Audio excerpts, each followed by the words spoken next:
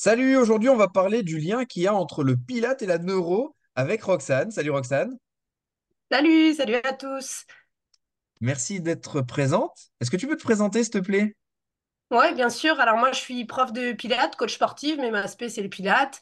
J'ai 32 ans et aujourd'hui, je suis pas mal de monde en cours co et aussi en coaching individuel, grâce au pilates, des gens qui ont besoin de retrouver du mouvement.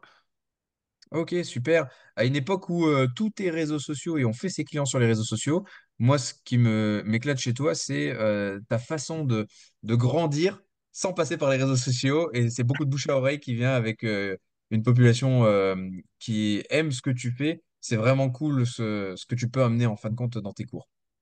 Ouais, en fait, j'essaie de me concentrer sur mes forces et clairement, mes forces, c'est pas les réseaux sociaux.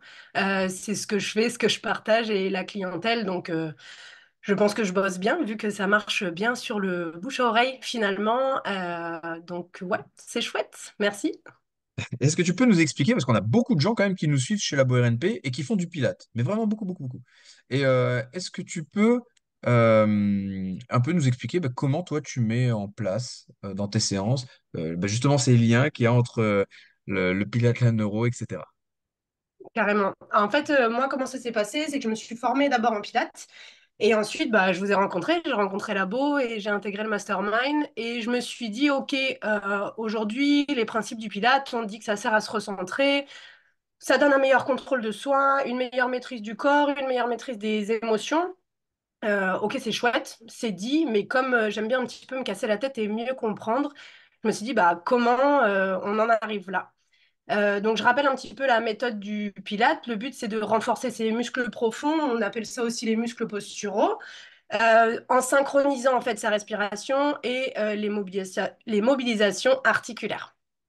On crée une unité entre le corps et l'esprit dans le Pilate. Clairement, pour ceux qui en ont déjà fait, vous le savez, si vous faites du Pilate, vous ne pouvez être que là. Il y a tellement de règles et c'est tellement précis qu'on peut que se concentrer et être connecté. On dit aussi du Pilate que ça améliore la posture, la coordination et l'équilibre, et que ça augmente la capacité respiratoire, entre autres, améliorer le sommeil, etc., etc. Donc je me suis dit, ok, maintenant j'étudie avec Labo, je vais aller creuser un petit peu. Qu'est-ce qu'on fait en Pilates? On travaille beaucoup sur l'axe, donc tout ce qui est autograndissement, colonne vertébrale. Dans les articulations, on travaille en lenteur. On travaille surtout avec la conscience de la respiration. Et en fait, qu'est-ce que c'est que tous ces liens? Le premier lien que j'ai fait, c'est la respiration. C'est le premier mouvement qu'on fait quand on est vivant. Première chose qu'on fait, c'est qu'on respire. Moi, j'habite à Paris et personne ne respire, tout Ou alors, simplement. solution. Ouais, c'est ça. La première connexion à soi, en fait, c'est la respiration et avoir conscience. Et moi, en fait, les gens, quand je leur demande comment tu respires, est-ce que tu sais, on me regarde avec de gros yeux, on me dit, ah, je me suis jamais posé la question. Donc déjà, il y a cette reconnexion à soi, donc connexion du corps. Ça, c'est la première chose. Il y a deux respirations dont on parle aujourd'hui, c'est abdominale et thoracique. Donc, conscience en fait de travailler dans les côtes, ce qu'on fait en pilates avec un centre fort, ou de relâcher et travailler justement à respirer dans le ventre. Ça nous amène au deuxième point neuro qui est la première motricité primaire, où en fait on est un X, notre force vient de notre centre, et cette première motricité, en fait, elle va soutenir plusieurs réflexes archaïques. Ça développe donc du X vers la périphérie, et en Pilates, c'est ça qu'on fait. On vient concentrer ici l'énergie du centre, et on vient transférer la force de l'intérieur à l'extérieur des membres. Donc, en fait, dans les mouvements pilates, on vient retravailler sa première motricité sans vraiment le savoir, mais c'est aussi ça qui se passe. Donc ça, c'est hyper intéressant et j'ai fait la connexion grâce à vous aussi. Donc merci, Labo. Cette première motricité, elle va venir développer extension et flexion et la rééquilibrer surtout. Donc, on dit que le pilate améliore la posture. Ok, pourquoi? Premier point, première motricité qui se met en route grâce à des exercices pilates du centre vers l'extérieur, rééquilibrage des muscles extenseurs et en flexion. Et cette première motricité, pour ceux qui ne comprennent pas, c'est ce qu'on appelle l'étoile à six branches, qui est parfois aussi appelée la radiation du nombril. mais qui n'est pas un réflexe archaïque, qui est vraiment une motricité primaire en tant que telle, parce qu'elle est la base d'une stratégie de développement moteur. Il y en a 8. Ça a été développé par Masgutova, entre autres. Et ce qu'il faut se dire, c'est, les gens, ils le voient souvent comme un réflexe, mais c'est pas du tout un réflexe. Et c'est pour ça que ça apporte des améliorations. Parce que c'est comme un panier qui contient plusieurs réflexes. Et rien que le fait de travailler sur déjà cette première motricité primaire, ça permet de venir solidifier ces premiers réflexes. C'est ça qui est super intéressant. Et comme en plus, dans le développement ontogénétique, on se développe de manière céphalocodale proximodistale, ça veut dire de la tête vers le centre et du centre vers l'extérieur, ça rejoint complètement ce que tu as dit, quoi. Donc on retravaille sur cette base avec des outils comme la respiration, des outils comme le contrôle de son axe vers Ouais, c'est ça. les périphéries. Et c'est génial. C'est génial. Exactement. On sait que c'est le développement aussi, enfin la base du Moro, RTL, extension du tronc, Lando et Pérez, qui sont eux des réflexes archaïques.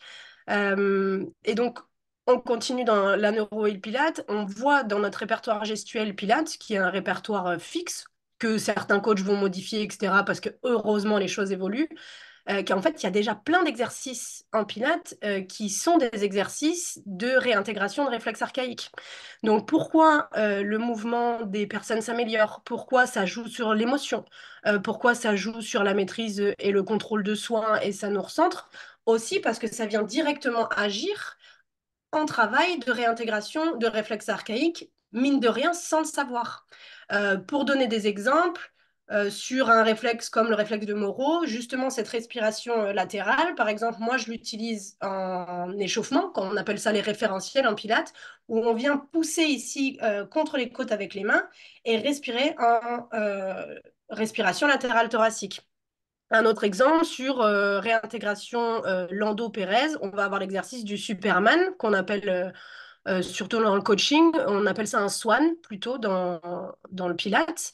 On va avoir le bridge, on va avoir le nageur où on va venir chercher des extensions en contralatéral bras-jambes. Et tout ça, ce sont des exercices en fait de réintégration. On joue sur le système vestibulaire, donc réflexe RTL, sur des rolling like a ball en équilibre fessier où on vient mobiliser la colonne vertébrale, rouler d'avant en arrière, etc., etc. Donc, en fait, la neuro, elle est déjà dans le Pilates. C'est juste qu'il faut la comprendre et savoir le pourquoi, en fait, il y a toutes ces améliorations et pourquoi chez certaines personnes, il y a des impacts. Peut-être qu'ils en ont besoin parce qu'il y a des réflexes archaïques qui sont actifs, ou peut-être qu'il ne se passe rien parce que les choses sont déjà en ordre à regarder. Et c'est ça l'importance, c'est la neuro qu'on peut mettre aussi dans le Pilates, c'est individualisé. Je pense que de toute façon, c'est ce que vous prenez, vous, chez Mm. Labo. Et moi, c'est ça qui me donne ma richesse dans mes accompagnements. Donc, c'est vraiment chouette d'avoir pu faire tous ces liens et de vraiment le mettre, en fait, tout simplement en pratique. Donc, c'est très, très cool de voir tout ça. Et le dernier point, si je peux me permettre, sur le Pilate que j'ai pu voir, en rapport avec la neuro, c'est on pense axe, on pense mouvement lent, on pense articulation, donc on pense forcément cervelet qui est l'ABC du mouvement, donc Accuracy, Balance and Coordination, donc la précision, l'équilibre et la coordination du corps. Ouais, j'ai pas L'accent, travaillé mon accent pour, mais j'aurais il pu, est mais top. non, Il j'ai est juste eu top. la chance de vivre à l'étranger pendant quelques années. Euh, donc il y a plein de gens, en fait, on peut le voir soit sur des personnes qui sont blessées, soit sur des personnes qui ont un certain âge ou en retour d'accouchement, parce que je travaille pas mal en pré et post-natal, ou des personnes qui ont vécu des traumas, qui ont des gros problèmes d'équilibre, en fait. Et en fait, ils viennent travailler en pilates mat, donc on est au sol, mais Mm. néanmoins, en fait, ça va jouer aussi sur les rééquilibres de la vie de tous les jours, soit sur des transferts sportifs pour ceux qui font du sport, soit en fait dans la vie tout simplement de tous les jours. Euh, Sur le vestibulo-cervelé, ben, comme on a dit, rolling like a ball, c'est un exemple très bien sur les mouvements. On avance, on roule en fait d'avant en arrière, donc stimulation vestibulaire. Tout ce qui est correction de posture sur le spino-cervelé avec des exercices d'autograndissement, extension du rachis, exercice de mobilité de hanche. On revient sur extension de hanche avec le bridge, etc., etc. Donc voilà, toutes les connexions sont déjà faites avec le Pilate. Finalement, il fallait juste y réfléchir un petit peu. Mon petit plus, moi, que j'apporte, c'est déjà, je l'explique aux gens. J'essaie de leur faire comprendre pourquoi ça fonctionne. Et j'utilise beaucoup de respiration en coordination. Donc là, pour le coup, en relâchant cet aspect pilate du centre très fort, bien maintenu, pour venir en fait rééquilibrer et donner la possibilité aux gens, avant de commencer le cours ou à la fin, en fonction des publics, d'être prêts simplement dans le mouvement et d'avoir le cerveau relâché, le cerveau non stressé, et on le sait, un cerveau prêt est meilleur pour le mouvement, tout simplement. Carrément. Carrément. Bah oui, parce que de toute façon, le cerveau crée de la prédiction et il veut la survie. Donc, apportons-lui de la sécurité grâce à des mouvements qui vont lui permettre de se développer au mieux. Donc, c'est intéressant de faire du Pilate. Je crois que Roxane nous a tous convaincus. On a tous envie de s'inscrire au Pilate.